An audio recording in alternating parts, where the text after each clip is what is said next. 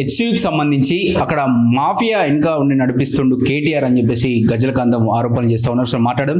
నమస్తే అన్న, ఏమన్నా మాఫియా నడిపించి వెనకాల నడిపిస్తుందని వ్యాఖ్యలు చేస్తూ ఉన్నారు, మీరు ఏమంటారు దీనిపైన? ఇప్పుడు సెంట్రల్ యూనివర్సిటీ విద్యార్థులకు అసలు ఈ 400 కిలోలకు ఎలాంటి సంబంధం లేదు. ఇది వాస్తవాలు తెలుసుకోవాలి, విద్యార్థులు యువత కూడా తెలుసుకోవాలి, ఇది రాష్ట్ర ప్రజలు కూడా తెలుసుకోవాల్సిన అవసరం ఉంది. ఇది వాస్తవానికి 2300 ఎకరాల ల్యాండ్, అది మొత్తం భూమి. ఇందిరాగాంధీ గారు, అప్పుడు ఆనాటి ప్రధానమంత్రి ఇందిరమ్మ గారు ఈ రాష్ట్ర ప్రభుత్వానికి ఇవ్వడం జరిగింది. ఈ రాష్ట్ర ప్రభుత్వానికి ఆయా శాఖలకు ప్రభుత్వం ఉన్నటువంటి ఆయా శాఖలకు ఎవరికి అవసరం ఉండదో, ఎవరెవరికి ఎంత అవసరమో అంత ఇచ్చిండ్రు. అదే సేమ్ టైంలో ఈ సెంట్రల్ యూనివర్సిటీకి కూడా ల్యాండ్ ఇవ్వడం జరిగింది. సెంట్రల్ యూనివర్సిటీకి ల్యాండ్ ఇవ్వడం జరిగింది. సెంట్రల్ యూనివర్సిటీ దాంట్లో ఉన్నది, చుట్టూ పరాడి కూడా ఉంది. సెంట్రల్ యూనివర్సిటీకి ఈ 400 ఎకరాలకు ఎలాంటి సంబంధం లేదు, ఎందుకంటే చుట్టూ పరాడి పెట్టుంది. అని ఇక్కడ అడుగుతున్నటువంటి క్వశ్చన్ ఏంటంటే, అక్కడ సరే ఇబ్బంది లేదు, అది ప్రభుత్వ భూమి, మేము కాదంటలేము, కానీ అక్కడ చెట్లు ఉన్నాయి, జీవ వైవిధ్యం ఉన్నది, దాన్ని చెడగొడుతుంది ప్రభుత్వం అంటున్నారు. ఏనండి, ఇప్పుడు రాష్ట్ర ప్రభుత్వానికి సంబంధించిన భూమి అది అడవి కాదు, రాష్ట్ర ప్రభుత్వానికి సంబంధించిన భూమిలో పెరిగిన చెట్లు అవి. ఇప్పుడు వన్యప్రాణులు అసలు లేవు. వైజాగ్ నుంచి తీసుకొచ్చినటువంటి ఫోటోలు, వీడియోలు, తర్వాత అంతకుముందు ఎప్పుడో 2017లో జరిగినటువంటి వీడియోలు, ఫోటోలు, ఇప్పుడు దాన్ని సోషల్ మీడియాలో పెట్టి కాంగ్రెస్ ప్రభుత్వాన్ని బదనాం చేయాలి, ముఖ్యమంత్రి రేవంత్ రెడ్డి గారిని బదనాం చేయాలి, మా శ్రీధర్ బాబు గారిని బదనాం చేయాలనే ఆలోచనతో కేసీఆర్ వీళ్ళంతా కుట్ర కుతంత్రాలు చేసి నడిపిస్తున్న డ్రామా ఇదంతా ఉన్న వాస్తవాలు. ఎందుకంటే ఇది 2003లో ఆనాటి ముఖ్యమంత్రి చంద్రబాబు నాయుడు గారు బిల్లీరావు అనే అతని కంపెనీకు ఈ 400 ఎకరాలు ఇవ్వడం జరిగింది. అప్పుడున్నటువంటి రాష్ట్ర ప్రభుత్వం ఆనాటి ముఖ్యమంత్రి చంద్రబాబు నాయుడు గారు ఇచ్చేటప్పుడు కండిషన్స్ పెట్టాడు. ఆ కంపెనీకి ఇచ్చేటప్పుడు కొన్ని నియమ నిబంధనలు పెట్టాడు. కండిషన్స్ పెడితే ఆ కండిషన్ ప్రకారము, ఆ నియమ నిబంధనల ప్రకారము ఈ బిల్లీరావు కంపెనీ కానీ అవి ఉల్లఘించి వాళ్ళు పనిచేసింది. కాబట్టి అప్పటికే చంద్రబాబు నాయుడు గారు ఎలక్షన్లు వచ్చినాయి, ఆయన ముఖ్యమంత్రిగా దిగిపోయిండు. మళ్ళీ నెక్స్ట్ కాంగ్రెస్ ప్రభుత్వం వచ్చింది 2004లో. అయితే 2006లో ముఖ్యమంత్రి వైఎస్ రాజశేఖర రెడ్డి గారు, బిల్లీరావు గారు, మేము పెట్టినటువంటి రాష్ట్ర ప్రభుత్వం పెట్టిన కండిషన్స్ నువ్వు ఉల్లంఘించావు, టర్మ్స్ ఆఫ్ కండిషన్స్ నువ్వు లేవు, కాబట్టి ఈ భూమి నీకు ఇవ్వము అని బిల్లీరావు కంపెనీకు నోటీసులు జారీ చేసి చెప్పడం జరిగింది. చెప్పడంతో అర్జెంటుగా హైకోర్టుకి వెళ్ళాడు. ఎవడు? బిల్లీరావు అనంటే హైకోర్టుకి వెళ్తే మా కంపెనీకి ఇచ్చిన 400 ఎకరాలకు మాకు ఇవ్వకుండా మళ్ళీ రాష్ట్ర ప్రభుత్వం మాది తీసేసుకుంటుందని చెప్పి మరి హైకోర్టుకు పోతే హైకోర్టు తీర్పు ఏమొచ్చిందంటే, ఆనాడున్న రాష్ట్ర ప్రభుత్వం తరపున తీర్పు వచ్చింది. అంటే వైఎస్ రాజశేఖర్ ముఖ్యమంత్రిగా అప్పుడు రాష్ట్ర ప్రభుత్వానికి తీర్పు వచ్చింది. రాష్ట్ర ప్రభుత్వందే ఈ భూమి, అది ప్రభుత్వ భూమి అని చెప్పి తీర్పు వచ్చింది. ఆ తర్వాత మళ్ళీ బిల్లీరావు ఏం చేసిండు? బిల్లీరావు అనేటోడు సుప్రీంకోర్టుకి వెళ్ళాడు.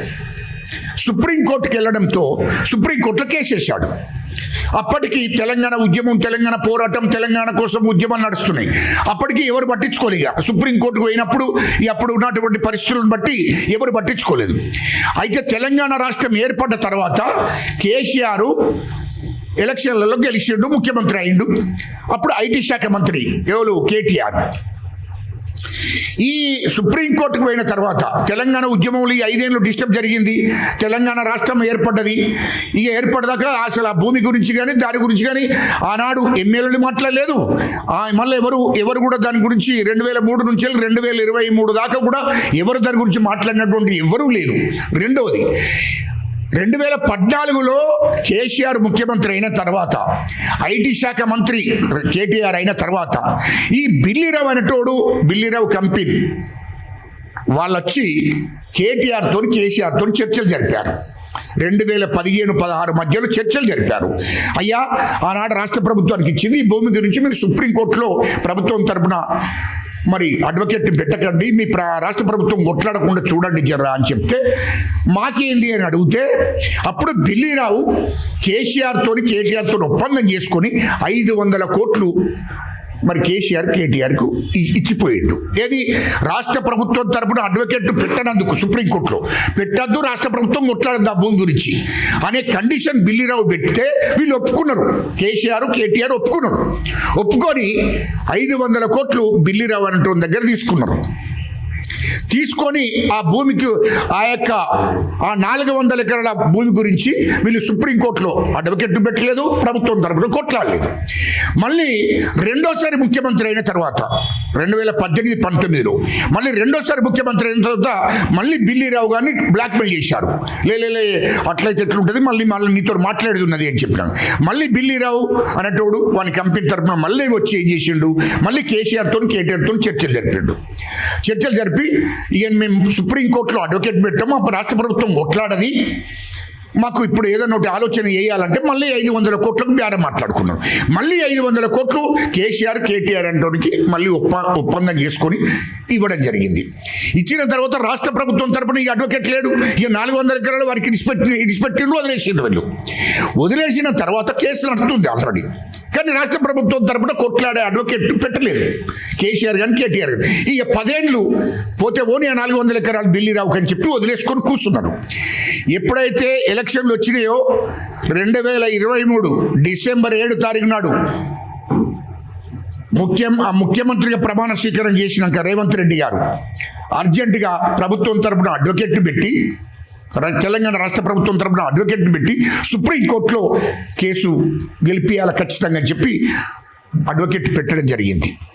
పెట్టినాక 2024లో సుప్రీంకోర్టులో తెలంగాణ రాష్ట్ర ప్రభుత్వం తరపున కొట్లాడి అడ్వకేట్ని పెట్టడంతో అడ్వకేట్ అక్కడ వాదుపోదాలు వినిపించి ఇది రాష్ట్ర ప్రభుత్వ భూమి అని చెప్పి వాదుపోదాలు వినిపించిన తర్వాత ఆ భూమి తెలంగాణ రాష్ట్ర ప్రభుత్వాందే, ఇది రాష్ట్ర ప్రభుత్వాన్ని భూమి, ఇది నీది కాదు అని బిల్లీరావుకు మరి రాష్ట్ర ప్రభుత్వం తీర్పు వచ్చింది. ఇది తెలంగాణ రాష్ట్ర ప్రభుత్వం ఆ భూమిని 400 ఎకరాలను ఐండోవర్ చేసుకోవచ్చు అని చెప్పి తీర్పు సుప్రీంకోర్టు ఇచ్చింది.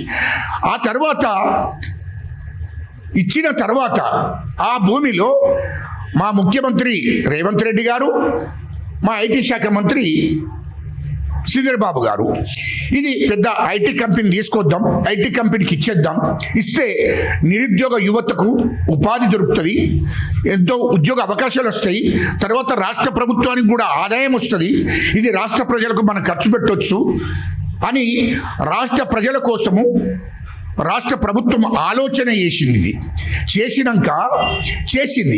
చేసే టైంలో ఈ కేటీఆర్ అంటోడు మొత్తం తెలంగాణ రాష్ట్ర ప్రభుత్వాన్ని, కాంగ్రెస్ ప్రభుత్వాన్ని బదనాం చేయాలి, కేటీఆర్ మన రేవంత్ రెడ్డి గారిని బదనాం చేయాలి, ముఖ్యమంత్రి గారిని, ఐటీ శాఖ మంత్రి గారిని బదనాం చేయాలి, శ్రీధర్ బాబు గారిని అని చెప్పి కుతాంత్రాలు చేసి కేటీఆర్ హరీష్ రావు ఇంట్లో కూర్చుండి ఆలోచన చేసి కేటీఆర్ అనేటోడు లక్షలాది రూపాయలు సెంట్రల్ యూనివర్సిటీ విద్యార్థులకు పంపించి ఒక మాఫియాను పంపించి రోజు ధర్నాలు, రస్తారోకోలు, నిరాదీక్షలు చేసుకుంటూ ఇది రాష్ట్ర ప్రభుత్వాన్ని బదనాం చేసే కార్యక్రమం కేటీఆర్ అంటోడు పెట్టిండు.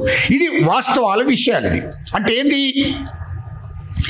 ఏంది రాష్ట్ర ప్రభుత్వము మరి 2023 నుండి 2023 దాకా మరి ఎవడు మాట్లాడలేదు, దీని మీద విద్యార్థులు మాట్లాడలేదు, ఎమ్మెల్యేలు మాట్లాడలేదు, అటు బీజేపీలు మాట్లాడలేదు, ఇటు టీఆర్ఎస్ వాళ్ళు మాట్లాడలేదు.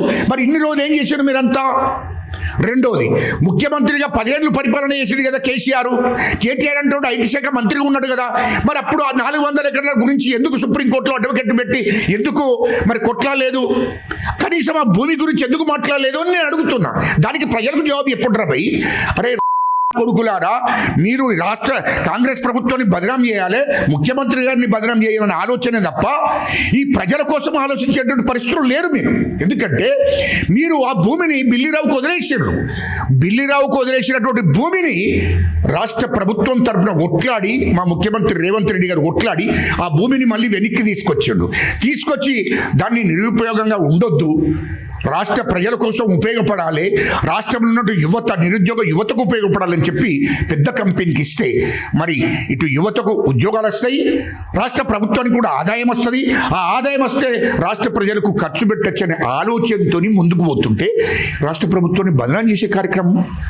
అంతకు ముందు అరే కేటీఆర్, అరే నా కొడుక, మీ రాష్ట్రం ప్రజలను 10 ఏళ్ళు రాష్ట్ర ప్రజల సంపదను, రాష్ట్ర ప్రభుత్వ సంపదను కుల్లగొట్టి 3 లక్షల కోట్లు దోసుకున్నారు మీరు.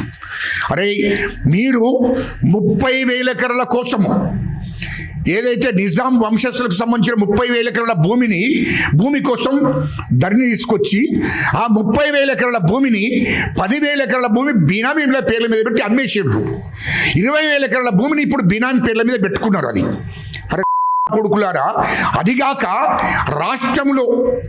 రాష్ట్రంలో ఇయ్యలో మీరు నీతి నిజాయితీగా ఇప్పుడు నీతులు చెప్తున్నారా? మీరు ఇయ్యలో అటవీ భూములను, ఇయ్యలో ప్రభుత్వ భూములను మొత్తము ఐటీ కంపెనీలకు ఇస్తున్నామని చెప్పి ఆ ఐటీ కంపెనీల పేరు మీద ఐటీ కంపెనీలకు ఇచ్చి వాళ్ళ దగ్గర 100 కోట్లు 1000 కోట్లు కమిషన్ తీసుకొని భూములు ఇచ్చారు. అది ఓను ఈ కేటీఆర్ అంటే బామ్మర్దికి, కేటీఆర్ అంటే ఇంకా బంధువులకు బినామీ పేర్ల మీద పెట్టి డూప్లికేట్ అంటే అట్టి కంపెనీలకు, ఆ కంపెనీలు ఎక్కడ ఉన్నాయి కానీ కంపెనీల పేరు పెట్టుకొని వాళ్ళకు 100 ఎకరాలు కేటాయించారు. అదేవిధంగా 1000 ఎకరాలు అమ్ముకున్నారు. మీరు ఇంత దోపిడీ చేసి ఇవాళ అటవీలో గిరిజనుల భూములు, లంబాడీల భూములను మొత్తము వాళ్ళు ఎన్నో 100 సంవత్సరాల నుంచి కాస్తు చేసుకొని దున్నుకుంటున్న భూములను వాళ్ళ దగ్గర నుంచి గుంజుకొని వాళ్ళ మీద నిర్బంధం పెట్టి పోలీసులతో అరెస్టులు చేపించి కేసులు పెట్టి జైలుకు పంపించి భూములన్నీ గుంజుకొని ఇతర కంపెనీలకు ఇచ్చారు. ఆ భూములకు పోకుండా గిరిజనులను లంబాడీలను చేసింది వాస్తవం కాదా? మరి అడవిలో అప్పుడు అడవి వన్యప్రాణులు అప్పుడు తిరుగుతున్నాయి కదా, మరి అప్పుడేం చేసిండ్రు భయ్? అప్పుడేం చేసిండ్రు? అప్పుడు అడవి ప్రాణం రాలేదా? అడవిలో జంతువులు రాలేదా?